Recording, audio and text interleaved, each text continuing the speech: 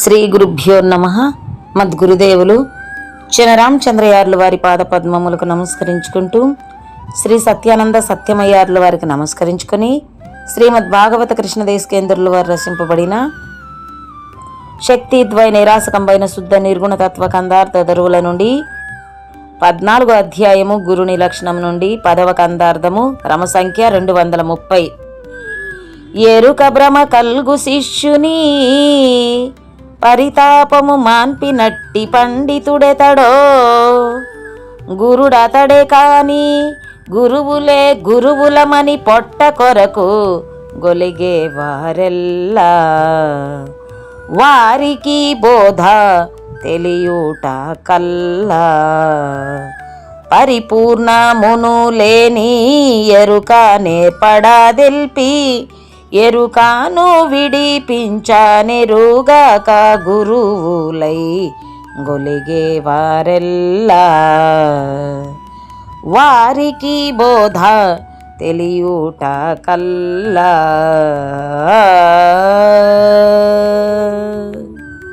శ్రీ గురుభ్యో నమః. ఆత్మానాత్మరకితం అచల పూర్ణోపదేశికం శ్రీ నిశ్చలానంద నారాయణ గురోర్శిష్యం శ్రీశైల వంశాంబుధిరేవ జాతం శ్రీ పరమానంద శంకరేంద్రం గురుం భజామి. మద్గురుదేవులు శ్రీ శ్రీ పరమానంద శంకర నారాయణ స్వామి వారి పాదపద్మములకు నమస్కరించుకుంటూ, శ్రీమద్ భాగవత కృష్ణదేశికేంద్ర ప్రభువులచే విరచితంబైన శక్తిద్వయ నిరాసకంబైన శుద్ధ నిర్గుణ తత్వ కందార్థ ధర్వులు 14వ అధ్యాయము గురుని లక్షణము నుండి ఈరోజు మనము 10వ కందార్థాన్ని విచారించుకుంటున్నాము. అంటే క్రమ సంఖ్య 230. క్రిందటి కందార్థంలో దృష్టాంతం ఎరుకకేదని యోష్టము కదిలించగానే ఎర్లుకలనుచున్. ఎరుకకు దృష్టాంతం ఏదంటే ఆ పెదవి విప్పగానే, ఓష్టము అనగా పెదవి, ఆ ఎరుకకు దృష్టాంతం ఏదంటే ఆ పెదవి విప్పగానే కలయనుచో తడుము కొనకుండగా చెప్పమన్నారు కృష్ణదేశికేంద్రులు వారు. ఎందుకనగా కలలో అన్ని సత్యముగానే తోచును, కలలో అన్ని సత్యముగానే తోచును, మేలుకొని చూస్తే అంతా అసత్యమైపోవును, అంటే రద్దయిపోవును, లేకుండా పోవును. ఎక్కడ మేలుకుంటే అట్లే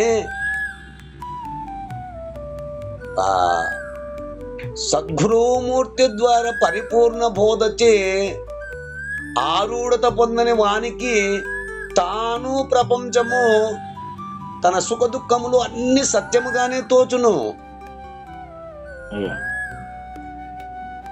సద్గురుమూర్తి ద్వారా పరిపూర్ణ బోధచే ఆరూఢత పొందని వానికి తాను ప్రపంచము తన సుఖ దుఃఖములు అన్ని సత్యముగానే తోచుచు భయభ్రాంతులు కలిగించును.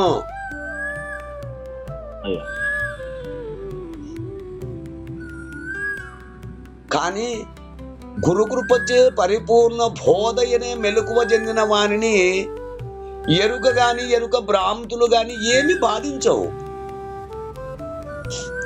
అంటూ మనము క్రిందటి కందార్థంలో విచారించుకున్నాము. ఇక తదుపరి కందార్థము గురుని లక్షణములో 14వ అధ్యాయము గురుని లక్షణములో 10వ కందార్థము అంటే క్రమ సంఖ్య 230. ఈ కందార్థము గురుని నిర్ణయమును గురించి తెలియచేస్తుంది.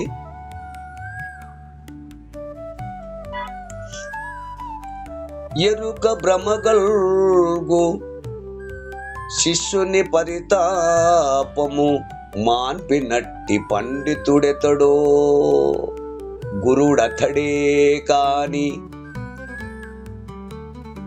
గురువులే గురువులమని పొట్ట కొరకు గొలిగే వారెల్లా వారికి బోధ తెలియుట కల్లా పరిపూర్ణమును లేని ఎరుక నేర్పడదెల్పి ఎరుకను విడుపించ నెరుగాక గురువులై గొలిగే వారెల్లా వారికి బోధ తెలియుట కల్లా.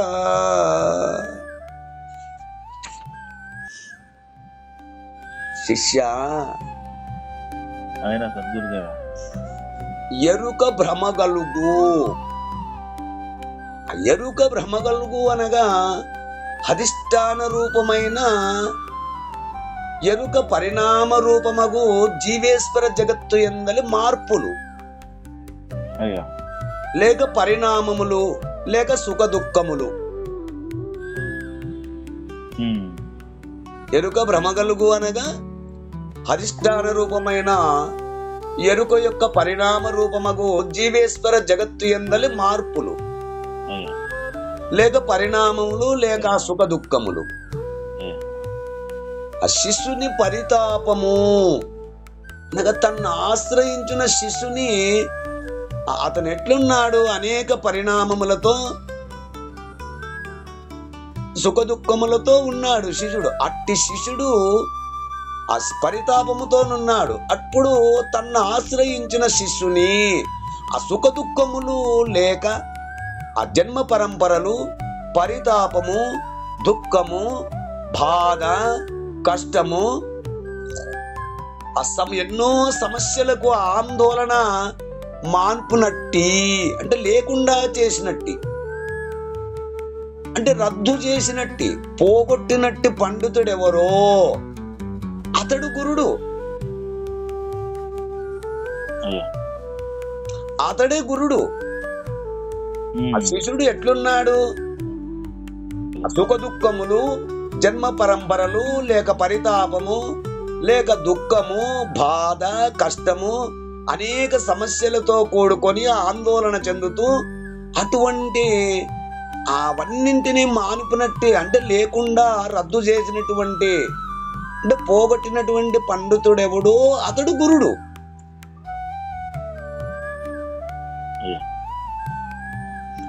నిర్విద్యారూపమైన పరిపూర్ణమునందు స్థితి కలిగి ఉన్నవాడు ఎవడో గురుడు అతడే గాని అతడే పరిపూర్ణ భావము చెప్పగల సమర్థుడు. నిర్విద్యారూపమైన పరిపూర్ణమునందు ఏ విద్యలు లేవు. పరిపూర్ణమునందు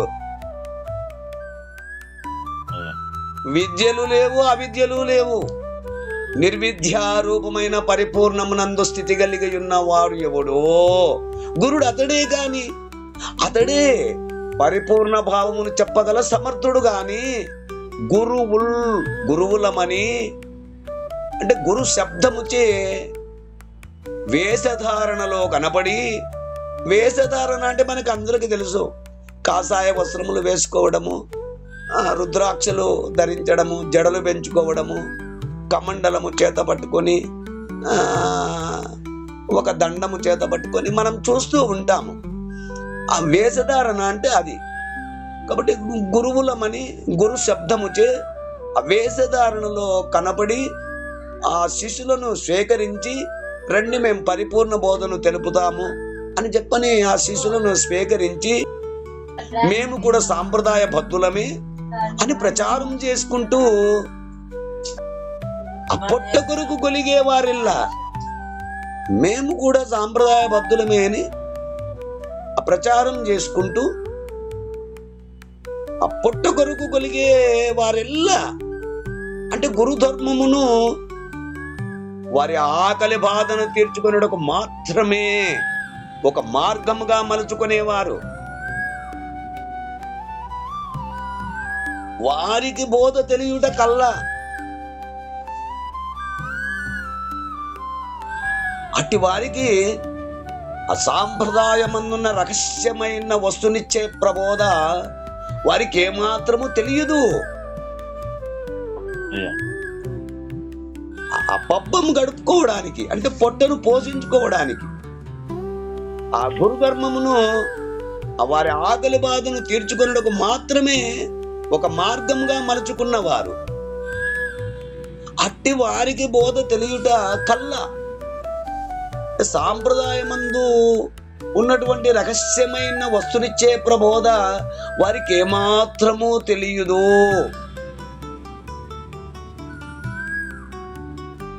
84 లక్షల జీవరాశులలో అత్యంత శ్రేష్టమైన మానవోపాధికి వచ్చి అనేక ఎరుక భ్రాంతులలో చిక్కుకొని పడరాని బాధలు పడుచు, మనస్సు స్థిమితము లేక పరితపించుచు, పరమ పురుషార్థమైన మోక్ష ప్రాప్తి ఎట్లు కలుగును అని ఆ జనన మరణ చక్ర పరిభ్రమణము నుండి ఎట్లు బయటపడవలను అను తీవ్రమైన ఆవేదనతో పరితపించుచు తన్ను ఆశ్రయించిన శిష్యుని పరితాపము చూచి అట్టి శిష్యునికి ఆశ్రయము కల్పించి ఉపదేశ పద్ధతిచే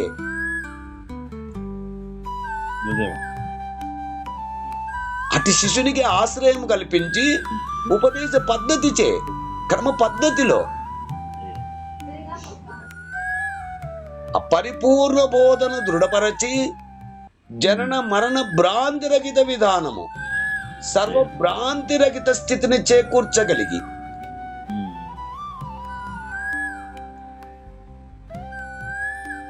శాంతిని కలిగింపచేసిన పరిపూర్ణ బోధ గురువే. గురు శబ్దము చేత స్తుతింపబడుతున్నాడు. అటివారు సాంప్రదాయ పద్ధతిగా గురు శిష్య న్యాయముతో ఉపదేశ పద్ధతిచే సిద్ధాంత పద్ధతిని పరిపూర్ణము ఎరిగి ఎరుక నెరిగి ఎరుకను మాను అనుక్రమములో ఆధ్యాయనము చెయ్యక ఆ భుక్తి క్రియలకు గురుపదమును ఒక మార్గముగా ఎంచుకొని శిష్యులను సేకరించి ద్వాదశి షోడశి వాక్యములు ఆ మంత్రము ఆ చెవిలో ఉపదేశము చేసి, ఎందుకంటే చెప్తారు గురవో బృహవస్పంతి శిష్య విత్తాపహారక త్వమేకం దుర్లభం మన్యే శిష్య కృత్తాపహారక అన్నట్లుగా. అంటే నాయన గురవో బృహవస్పంది శిష్య విత్తము అనగానేమిటి? ధనము. ఇప్పుడు ఒక శిష్యుడు గురువు దగ్గరికి వచ్చాడంటే ఆ జేబులో ఎంత ఉంది, నాకు అక్కడ ఎంత పెడతాడు? 200 నోటు పెడతాడా, 100 నోటు పెడతాడా, 500 నోటు పెడతాడా, లేక ఒక 5,000 ఫోన్పే చేస్తాడా? దాన్ని బట్టి మనము దాని యొక్క మంత్రము చెప్పి దాని కొన్ని మాటలు చెప్పుదాము. అందులో గురు ధర్మము ఉండదు. పొట్టకూటి కోసం, అంటే పబ్బము గడుపుకోవటం కోసము మేము పరిపూర్ణ బోధలము, మేము కూడా సిద్ధాంతములో ఉన్నటువంటి వారము అంటూ ఈ విధముగా ఆ శిష్యులను వారిని ఆశ్రయించుకొని ఆ దగ్గరికి తీసుకొని బోధ చెప్పుతామని ద్వాదశి షోడశి వాక్యములు ఆ మంత్రములు చెవిలో ఉపదేశము చేసి ఆ శిష్యులు ఇచ్చిన కట్న కానుకలు స్వీకరించి ఆ పొట్టకూటికై, అంటే ఈ విద్య భద్రత తెలియక ఈ పరిపూర్ణ బోధ అనేటువంటిది ఎంత భద్రమైనదో, అంటే ఈ విద్య భద్రత తెలియక ధనపీడితులై ఈ పవిత్రమైన అచల బోధ ధర్మ మర్మములు తెలియక ఎరుకను పోగొట్టుటకు చేతగాక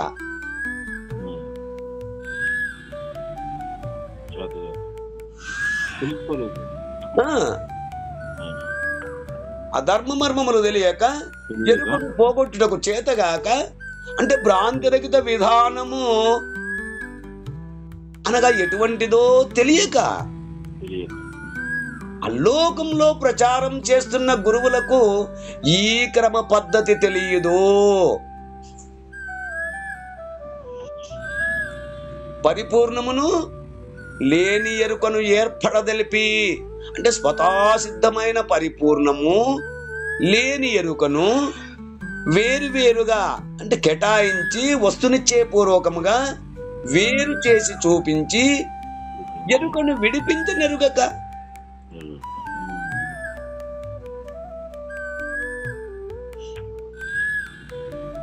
అమూలము లేని గుర్తెరిగే శరీరం ఏ విధముగా లేకపోవచ్చున్నదో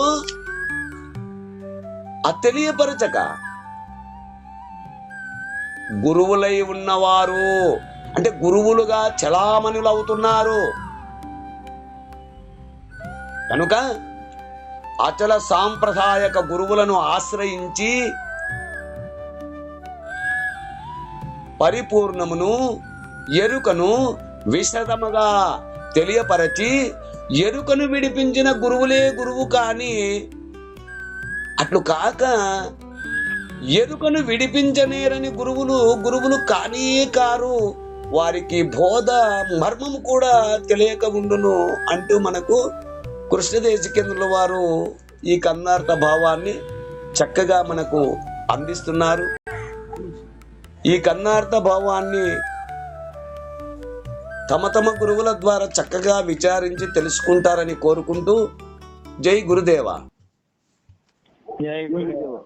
జై గురుదేవ. జై గురుదేవ.